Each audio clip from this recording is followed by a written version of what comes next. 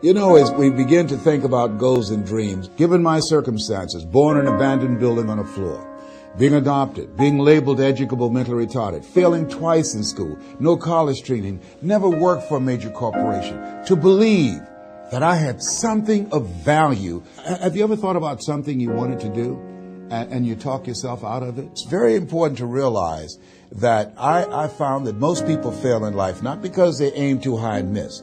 Most people fail in life because they did just like I did for so many years. They aimed too low and hit. They didn't believe in themselves. So I want you right now to revisit and look at your goals and dreams, and let's raise the bar. And I want you to say with me, it's possible. It's possible. It's possible. I can do this. I can make this happen. No matter how bad it is or how bad it gets, I'm going to make it. It's possible. Yes, your dream is possible. Say that to yourself every day. Feed your mind with words that you write and words that you hear and words that you speak to yourself.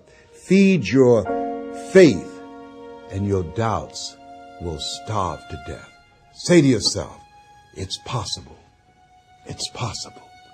It's possible. Even when you have no evidence to point to, say to yourself, it's possible. There's nothing as powerful as a made-up mind. It's a struggle sometimes to do that, especially when you have people around you telling you that it's not possible, that you can't do it.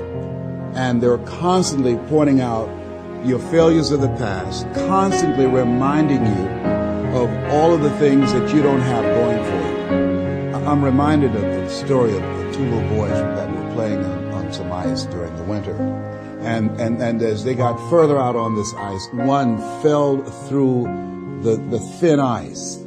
And so the little fellow that was still on top of the ice, he was trying to save his little buddy. And he couldn't reach him. He was trying to pull him. He could see him through the thin ice as he got further away from him, struggling.